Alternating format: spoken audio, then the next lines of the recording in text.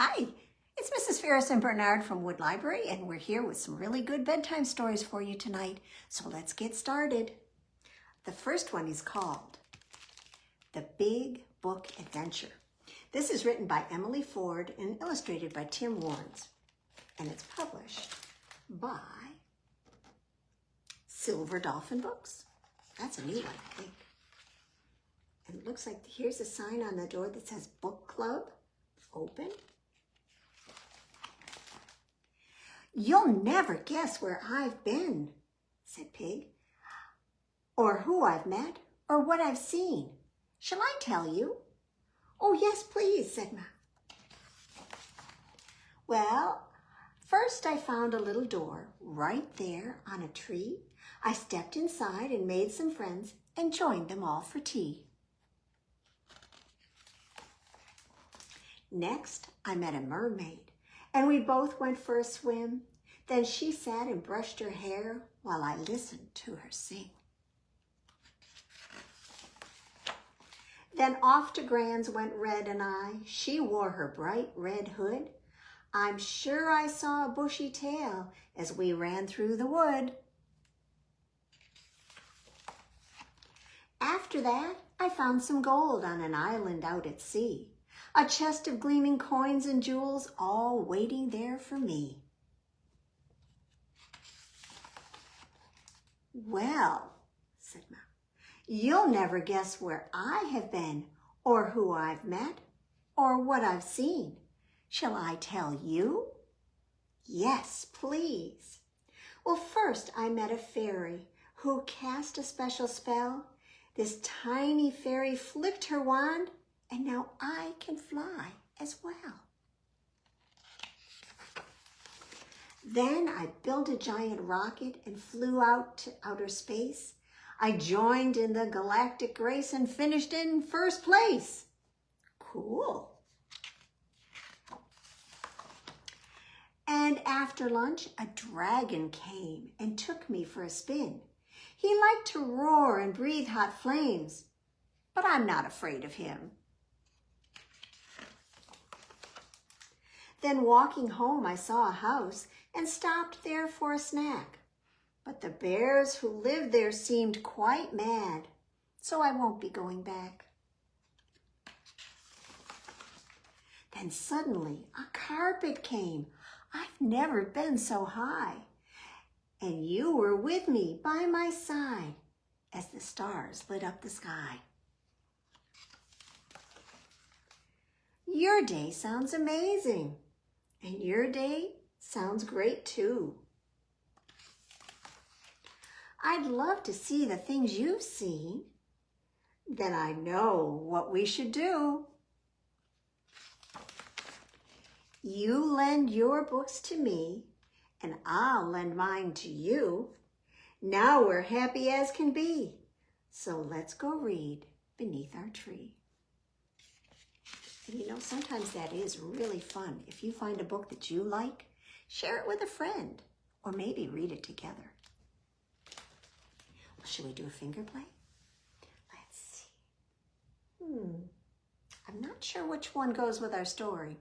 So maybe we should just have an apple tree. Can you raise your fist way up above your head? I'm going to keep mine a little low so I'll fit in the screen. A little red apple hung high on an apple tree.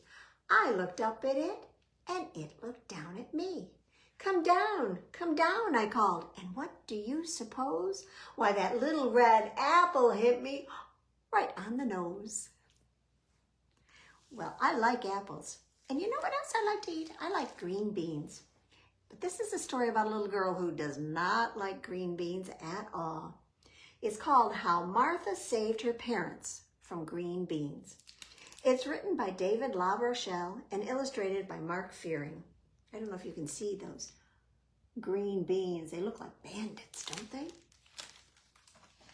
This is published by Dowd Books for Young Readers.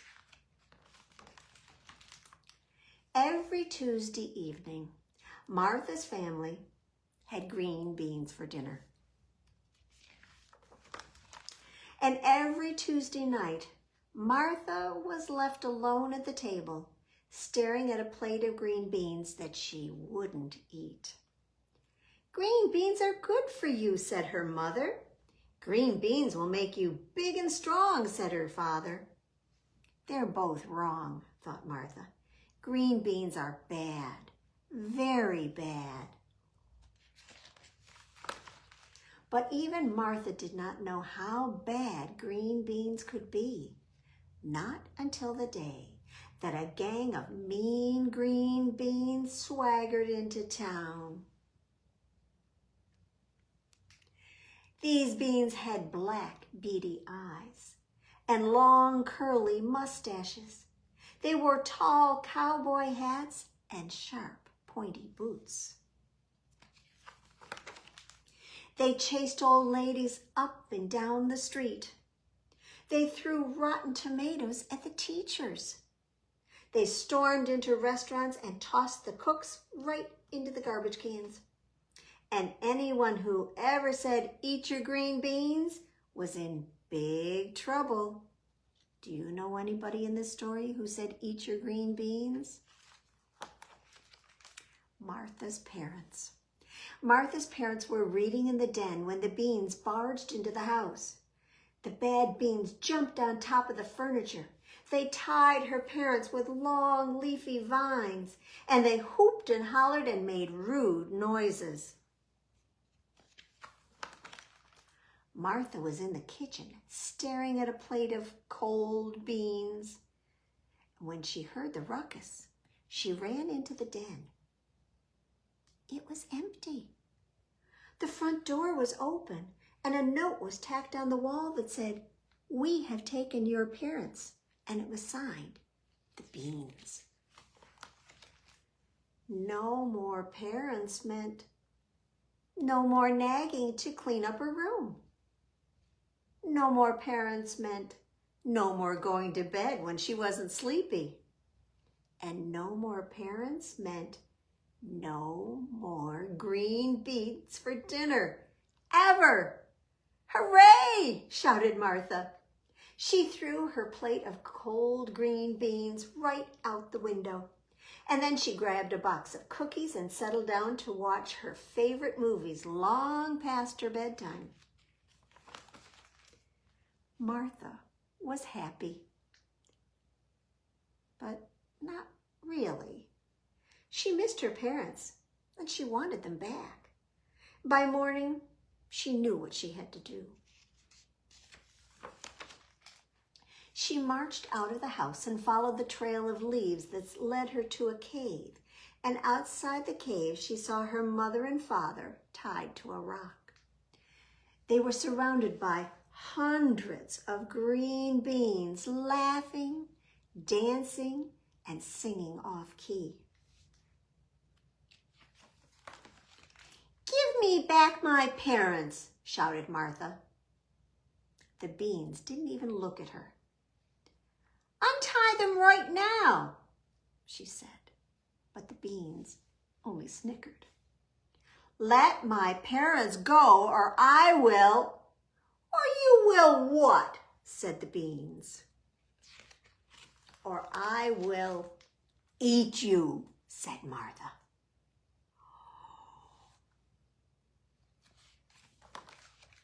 Well, the air grew cold.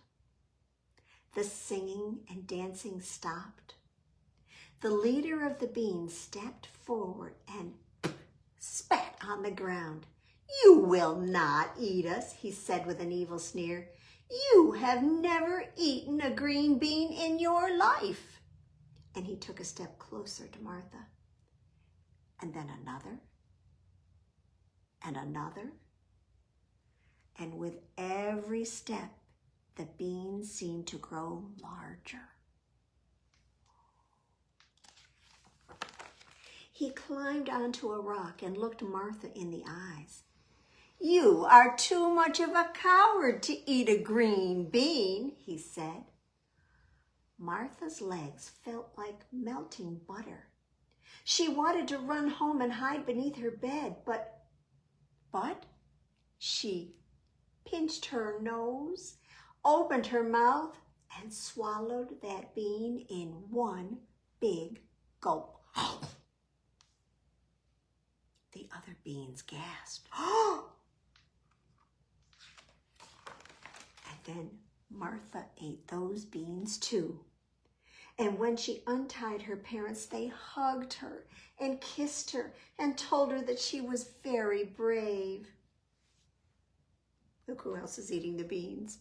Their dog.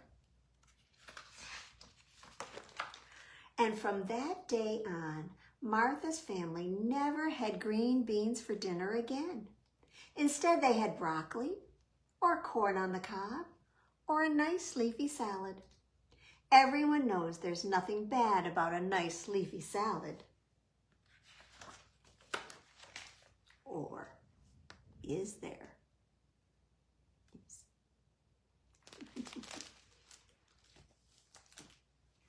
Well, let's do a finger play about something I hope you like to eat.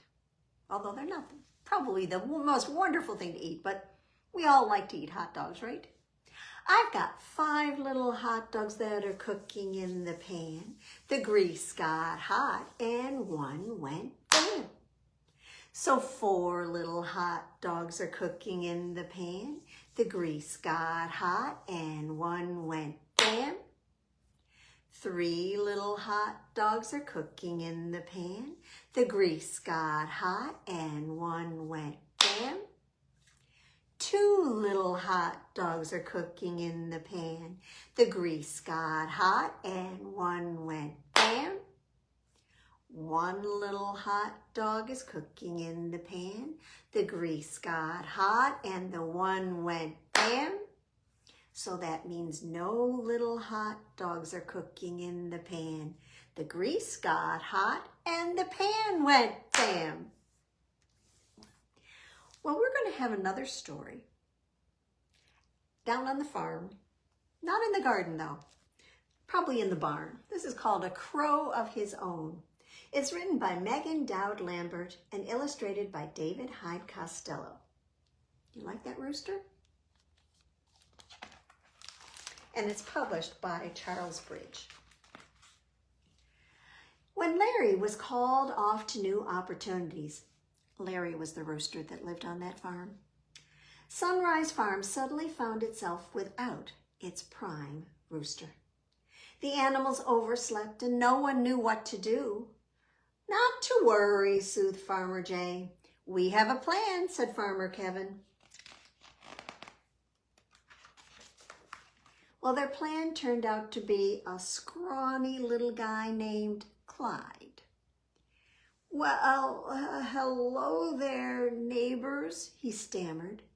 The animals yawned and shuffled their feet. Uh-oh, said the cow. Not much pep in his step, said the horse. He's certainly no Larry, said the sheep. Well, Roberta was nothing if not a motherly goose. After taking a gander at Clyde, she took him under her wing. Welcome, she chirped. I'm Roberta. Hello, he replied shyly. Oh, don't worry about the others. They just miss Larry, she assured him. Who's Larry? Asked Clyde. There's a poster about him. It says, the illustrious Larry. What a rooster, what a crow. Daily shows at daybreak. Well, the animals gasped when he asked who Larry was. Why, only the best rooster ever, said the sheep. Take it straight from my mouth. He was more than that, said the horse. He was a genius, said the cow. Well, the animal's words left Clyde in a state of speechless distress. There now, Clyde, Roberta began.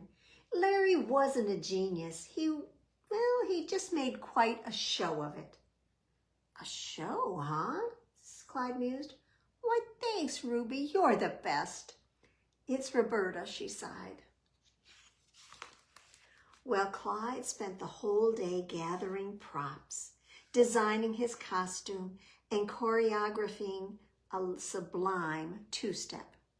For his show, you know. He hardly slept a wink that night. Could he do it? Could he live up to Larry's legacy? Could he put on a show of a crow? Well, not right away because, alas, he overslept. Who ever heard of a rooster sleeping in, said the sheep. What a worthless chicken, said the horse. Enough, give the poor guy a break, said Roberta. Well, it's getting late. My morning cream should be up at the house by now, said the cow. Well, after recovering from his initial embarrassment, Clyde hurried past the disapproving hens and rededicated himself to rehearsing. I'll be on my grade A game tomorrow, he reassured Roberta. And as the sun peeked over the hillside the next day, a weary Clyde assumed his position atop the coop. He opened his beak and promptly fell to the ground in an undignified croak. Are you okay? Asked Roberta. What was that? Asked the sheep. You call that a crow? Said the cow. Good grief, said the horse. Well, Clyde was not okay. He was humiliated. He had a crick in his comb, his right wing was all wrong, and his waddle was a wobbly wreck. Try saying that 3 times. And yet, Clyde was determined to get back in the saddle, so to speak. Oh my, said Farmer Jay, looking at what he'd built. Try again, encouraged Farmer Kevin. Try again he would, but... Can you wait? Adding a dramatic aerial entrance did not work out so well the next morning.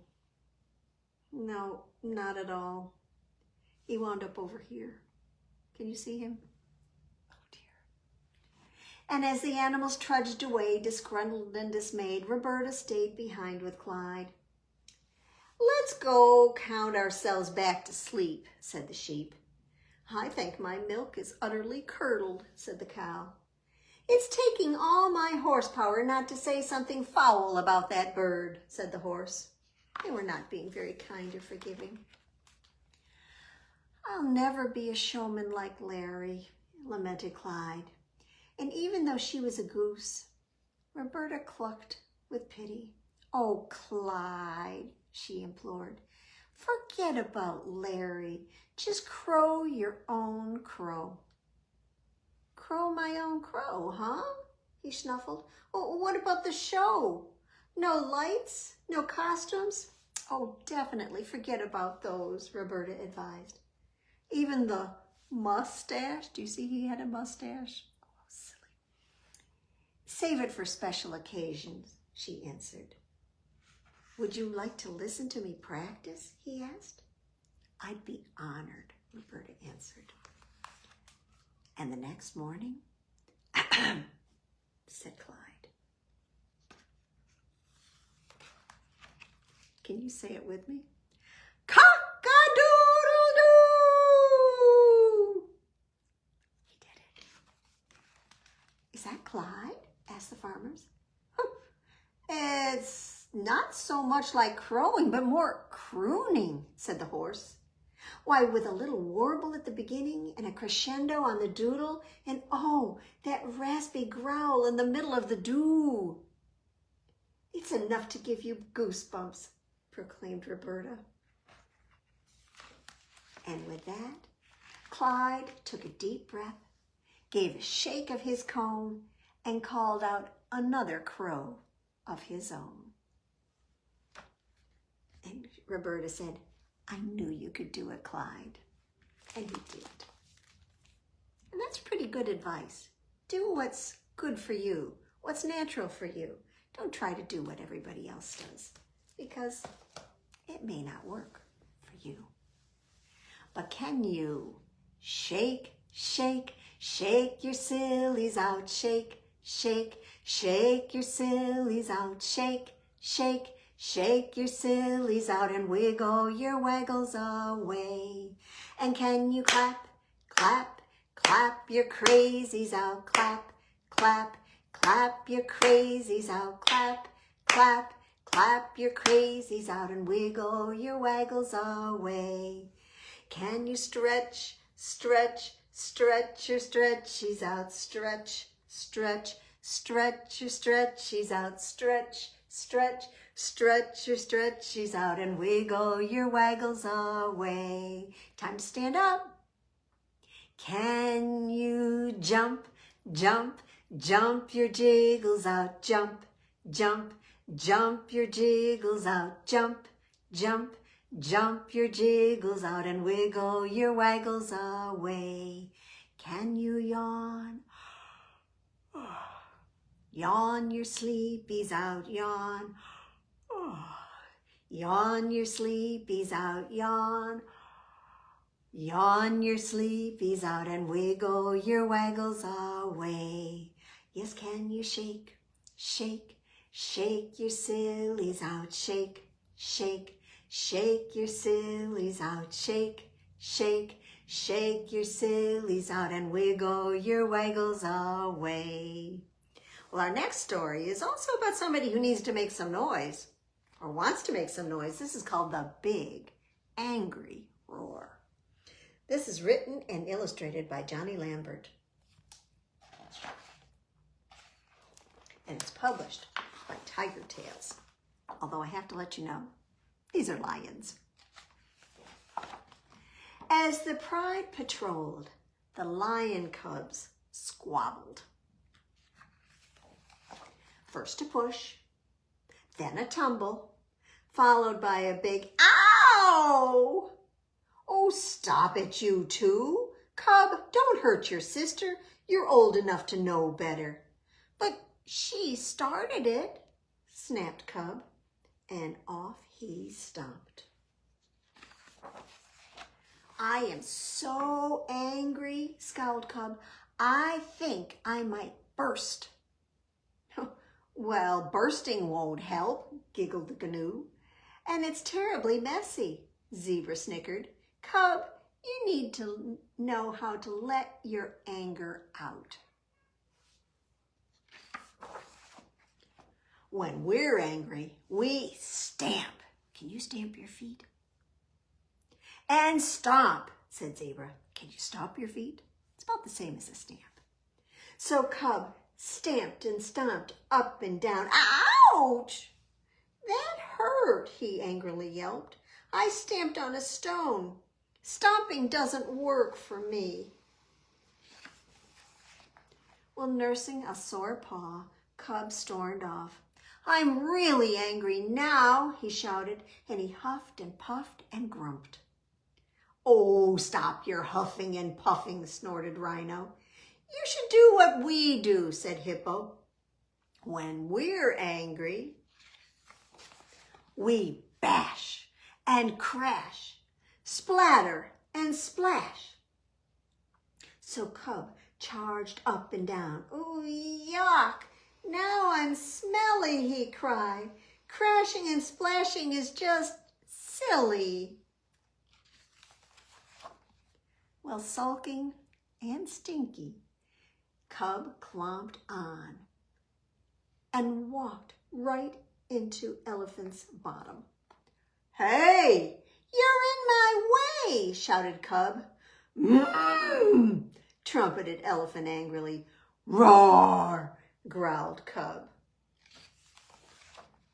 Choo, roar, roar. Well, they started a huge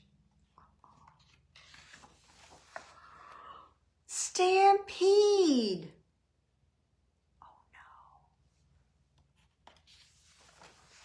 Oh no, squeaked Cub. Did we do that? Baboon nodded. He'd seen it all before. Everybody gets angry, smiled Baboon. I do too, but I know how to let the anger out. Let me show you what to do.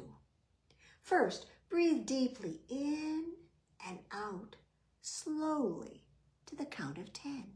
Should we try that?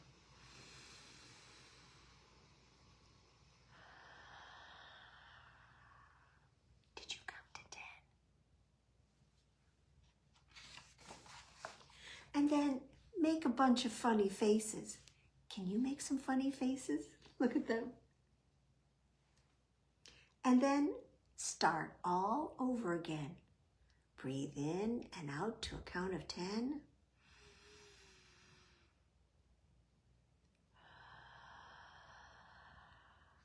make a funny face. I feel so much better, chuckled Cub. And I'm not angry anymore. But I do have something important to say. And he went right up to his little sister and said, I'm sorry. You know, that was probably the nicest thing he could do. Well, let's see here. Shall we do another finger play? Maybe we could have 5 little monkeys swinging in the tree, teasing Mr. Crocodile, you can't catch me. Along comes Mr. Crocodile, as hungry as can be, and he went snap. So 4 little monkeys were swinging in the tree, teasing Mr. Crocodile, you can't catch me. Along comes Mr. Crocodile, as hungry as can be, and he goes snap. That means 3 little monkeys are swinging in the tree, teasing Mr. Crocodile, you can't catch me. Along comes Mr. Crocodile, as hungry as can be, and he goes snap. So now there are 2 little monkeys swinging in the tree, teasing Mr. Crocodile, you can't catch me. Along comes Mr. Crocodile, as hungry as can be, and he goes snap. 1 little monkey is swinging in the tree, teasing Mr. Crocodile, you can't catch me. Along comes Mr. Crocodile, as hungry as can be, and he went snap. So that means no little monkeys are swinging in the tree. I'd better watch out so he won't catch me. Well, we're going to have our last big book be one that you might know this story. It's called The Bremen-town Musicians. It's retold from the Brothers Grimm by Ruth Belov with pictures by Jack Kent. And it's published by Scholastic.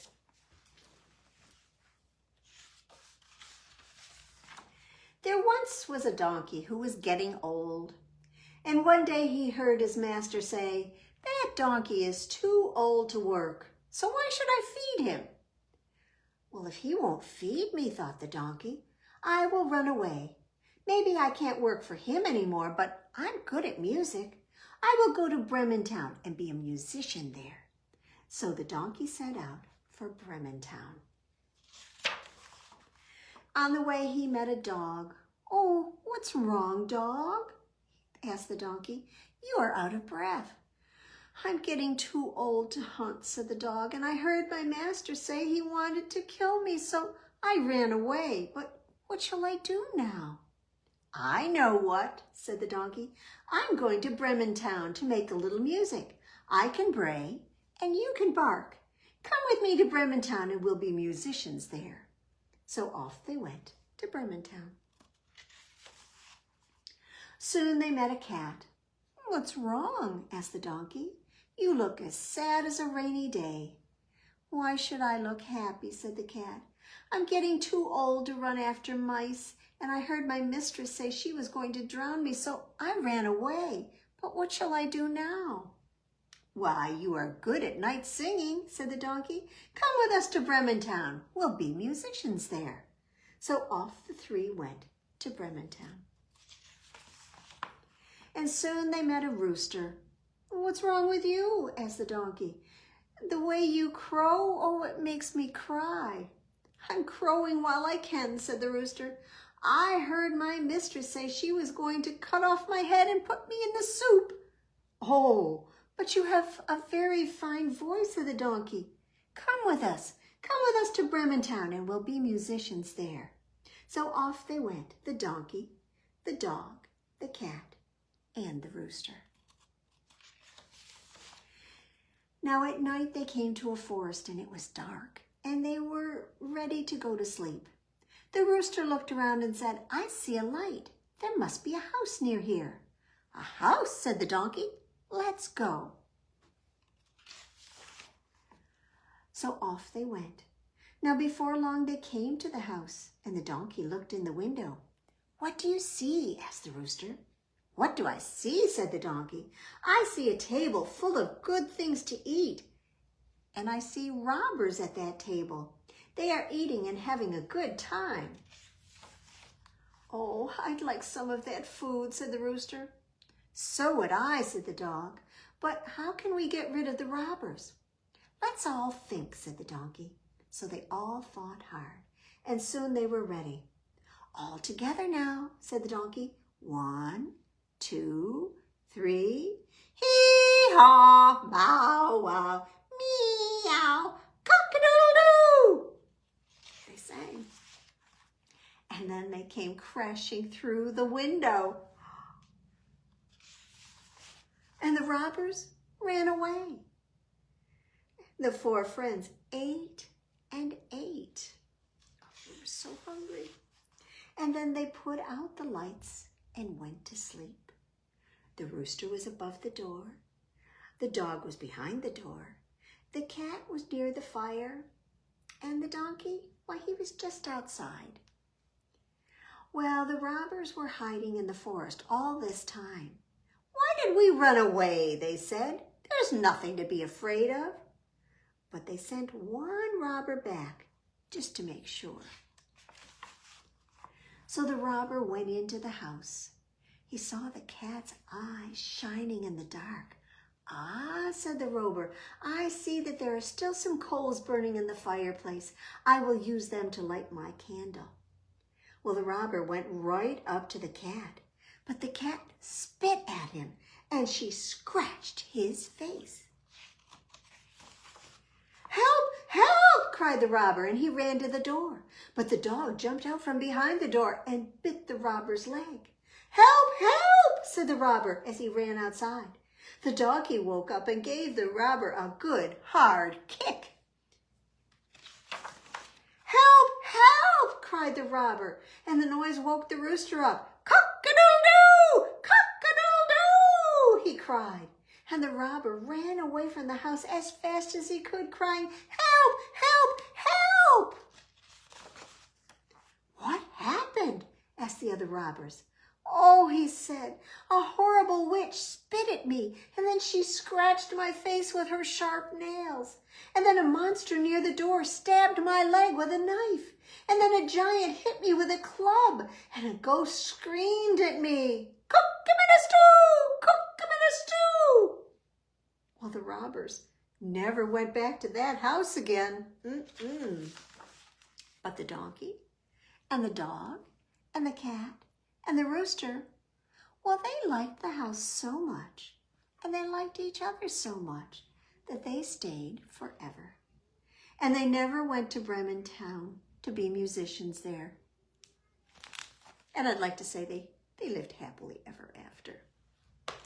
Well, can you wiggle your fingers and your toes and your shoulders? How about your nose? Can you wiggle your elbows and slap your knees and stretch your arms and get ready, please? I've got to get my flannel board all set here. And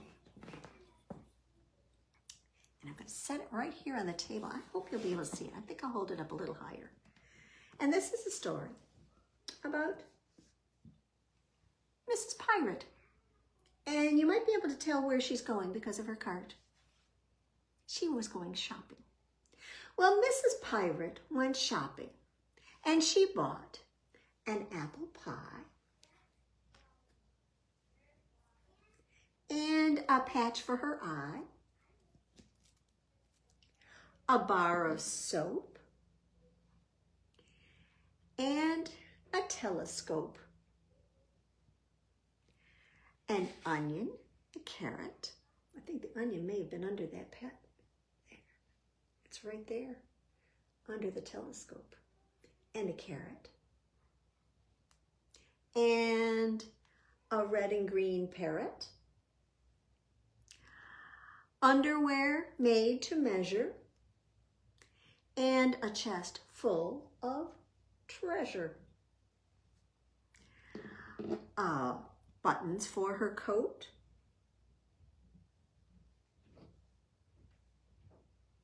And a big sailing boat.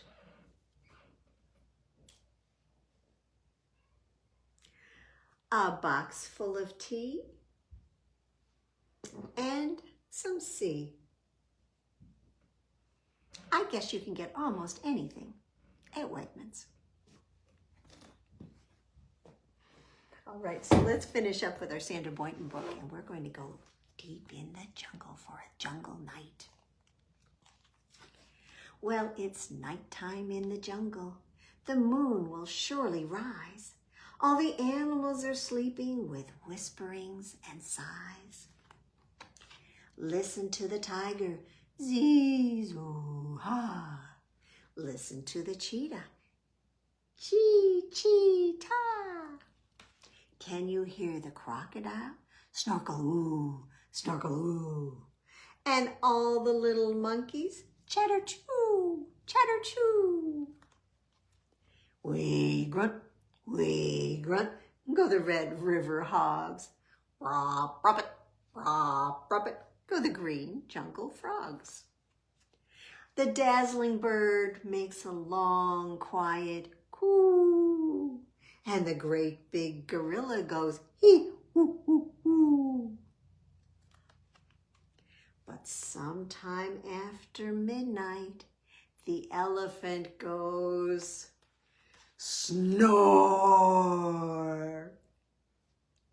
And whoever had been sleeping isn't sleeping anymore. Good night, jungle. Well, thank you for joining me and my friend Bernard for some bedtime stories, and we hope you'll join us again another time. See you later.